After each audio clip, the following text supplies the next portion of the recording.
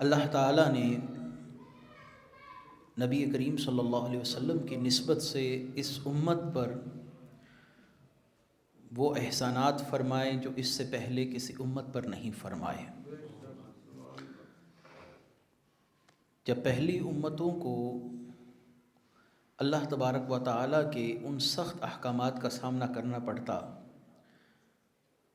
تو ان کے لیے اس بجاوری کو مکمل طور سے ادا کرنا بہت مشکل ہوتا، جیسا کہ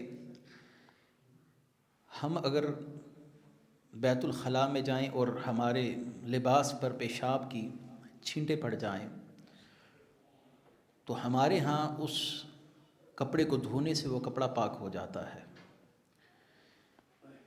لیکن پہلی امتوں میں کپڑے کا وہ حصہ کاٹنا پڑتا تھا۔ کتنا اذیت ناک معاملہ ہے۔ اس امت کو اللہ نے یہ بھی شرف عطا فرمایا کہ گناہ کے متعلق سوچے تو گناہ نہیں ہے، لیکن نیکی کا ارادہ کرے اور نیکی نہ کر سکے تو اس کو اجر مل جاتا ہے۔ پہلی امتوں پر مال غنیمت حرام رہا اور اس امت پر مال غنیمت کو حلال کیا گیا۔ پہلی امتیں عبادت کے لیے ایک مخصوص مقام تک چل کر جاتی تھیں۔ آپ صلی اللہ علیہ وسلم نے فرمایا میری امت کے لیے پوری روئے زمین کو مسجد بنا دیا گیا ہے، جہاں وقت نماز آیا نماز پڑھ لی۔ پہلی امتوں اور اس امت کے درمیان اگر تقابل کیا جائے تو اللہ تعالیٰ نے ہم پر بہت فضل و کرم فرمایا۔ اس سے بڑی نعمت کیا ہوگی کہ ہمیں اپنے محبوب کا امتی بنایا۔ یہ وہ امت ہے کہ جس امت میں شامل ہونے کے لیے نبیوں نے بھی خواہشیں کی ہیں، اور آج کی گفتگو میں وہی ایک شرف جو اس امت کو اللہ نے عطا فرمایا۔ اللہ تعالیٰ نے جبریل سے فرمایا جبریل میں نے اپنے محبوب کی امت کو ایک ایسا انعام عطا کیا ہے جو پہلے کسی امت کو عطا نہیں کیا۔ یا رب کریم وہ کیا ہے؟ اللہ تعالیٰ نے فرمایا وہ انعام ہے فاذکرونی اذکرکم، کہ تم میرا ذکر کرو میں تمہارے چرچے کر دوں گا۔ اس امت کو میں نے یہ انعام دیا ہے۔ یہ امام کشیری نے رسالہ کشیریہ میں اس حکایت کو روایت کو بیان فرمایا۔ تو آج کی گفتگو کا موضوع ہے اللہ تعالیٰ کا ذکر کرنا۔ نبی کریم صلی اللہ علیہ وآلہ وسلم نے ذکر کے لیے اتنی امت کو ترغیب دلائی۔ امام کشیری اپنی سند سے حدیث لائے کہ آقا کریم صلی اللہ علیہ وسلم نے ارشاد فرمایا کہ اللہ تعالیٰ کے نزدیک اعمال میں سب سے زیادہ پاکیزہ عمل تمہارے درجات کو بلند کرنے والا، پہلا عملوں میں سب سے پاکیزہ، دوسرا درجات کو بلند کرنے والا، تیسرا سونے اور چاندی کو خیرات کرنے سے زیادہ اجر والا، اور دشمن کے ساتھ تلوار کے ساتھ نبرد آزما ہونا، دشمن کے ساتھ لڑنا، اس جہاد سے بھی زیادہ فضیلت والا عمل اللہ کا ذکر کرنا ہے۔ اللہ کا ذکر، اپنی زبان کو اللہ کے ذکر سے تر رکھنا۔ یہاں پر ایک گفتگو جو بڑی اہم ہے اور قابل توجہ ہے، ذکر تمام مشکلات کو ختم کرنے والا اللہ کی طرف سے ایک انعام ہے۔ اس دنیا پر اگر کوئی سب سے بڑی مصیبت قائم ہوگی تو وہ قیامت ہے۔ اس سے بڑی کوئی مصیبت اس روئے زمین پر نہیں آنے والی۔ کوئی بیمار ہو گیا، کوئی دنیا سے چلا گیا، یہ اتنی بڑی مصیبتیں نہیں ہیں جتنی بڑی مصیبت اور جتنا بڑا مسئلہ قیامت ہے۔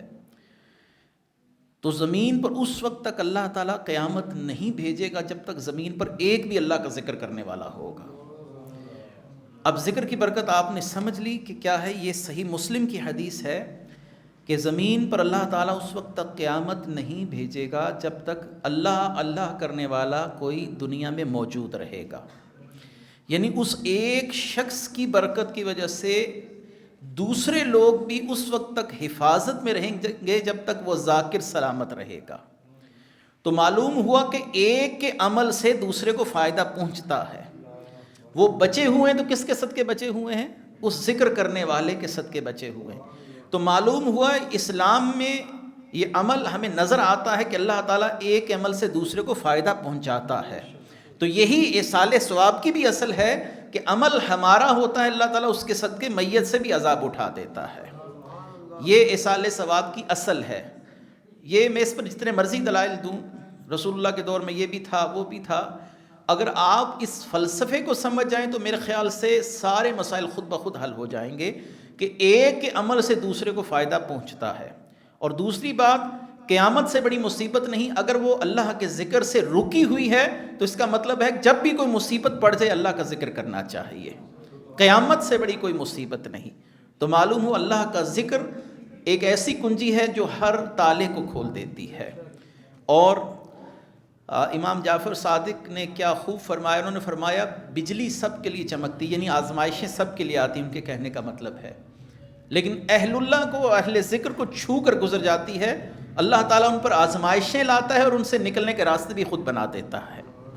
اہل ذکر میں اور بغیر ذکر کرنے والوں میں زمین و آسمان کا فرق ہے۔ رسول اللہ صلی اللہ علیہ وسلم نے فرمایا مثل الذی یذکر ربہ والذی لا یذکر ربہ مثل الحی والمیت، کہ جو اللہ کا ذکر کرے وہ شخص زندہ ہے اور جو زندہ ہو کے بھی اللہ کا ذکر نہ کرے وہ مردہ ہے۔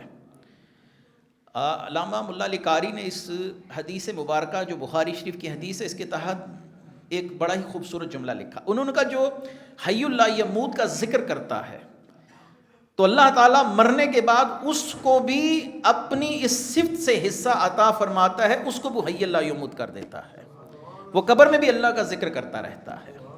کیونکہ یہ ذکر کس کا کر رہا ہے؟ وہ اس کا جس کی زندگی ہمیشہ سے ہے، ہمیشہ ہی رہے گی، وہ حی ہے۔ اللہ لا الہ الا هو الحی، جب آپ پڑھتے ہیں آیت الکرسی تو آپ کہتے ہیں حی ہے اللہ، زندہ ہے۔ تو اللہ تعالیٰ اہل ذکر کو اپنے ذکر کی برکت سے وہ زندگی عطا فرماتا ہے کہ وہ مرنے کے بعد بھی اللہ کا ذکر کرتے رہتے ہیں۔ جیسا کہ میں نے کئی بار حدیث بیان کی کہ ایک صحابی نے دوسرے صحابی کو قبر میں سورہ ملک پڑھتے ہوئے سنا ہے۔ تو یہ مسئلہ اس طریقے سے بھی ہے۔ اور نبی کریم صلی اللہ علیہ وآلہ وسلم کی حدیث کے بعد اب میں آتا ہوں اولیاء اللہ کے اقوال کی طرف کہ ذکر کو اللہ تبارک و تعالی نے کتنی فضیلت والی چیز بنایا ہے۔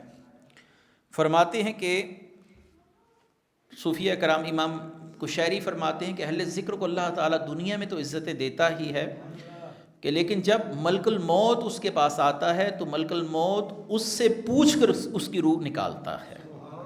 یہ اہل ذکر کی فضیلت ہے، اس سے پوچھا جاتا ہے کہ ہمیں اللہ کی طرف سے بھیجا گیا ہے، ہمیں آپ کی روح نکالنے کے لیے متعین کیا گیا ہے، آپ اجازت دیتے ہیں تو پھر ہم آپ کی روح نکالتے ہیں۔